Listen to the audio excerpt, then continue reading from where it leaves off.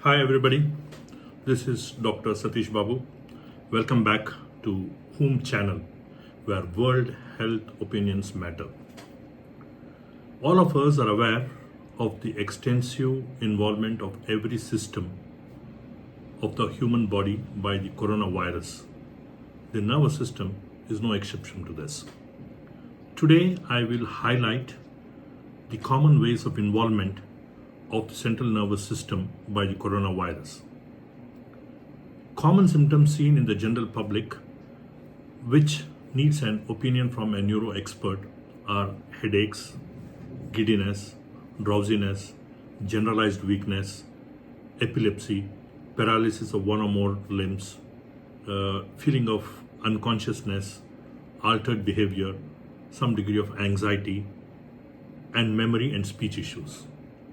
It is found that the neurological manifestations occur in approximately 50% of the hospitalized patients who are infected with COVID-19.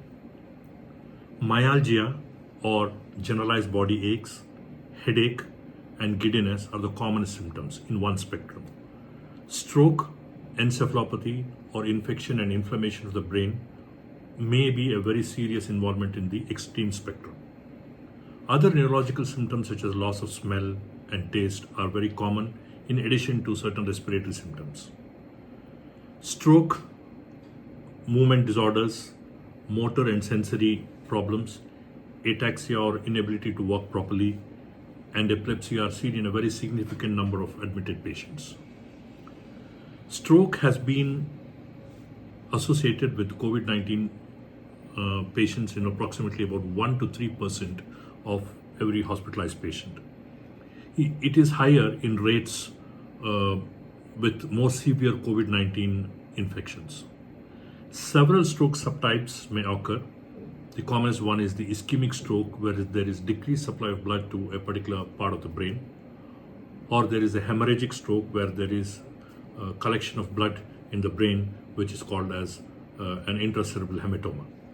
And in certain patients, there could be blockage of the blood supply to the in the veins of the brain, which is called as cortical venous thrombosis.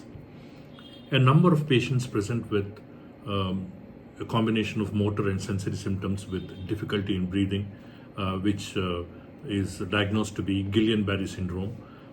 These are also found in patients with COVID-19.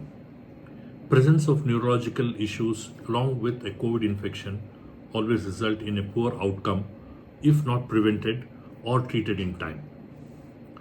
Until then, vaccination against COVID-19 to those without a neurological contraindication, as soon as it's available to them, should be encouraged, because patients with some neurological manifestations may be at a higher risk for severe illness from COVID-19. That's all for today's episode. Do like this episode and subscribe for Whom Channel and share it with your loved ones.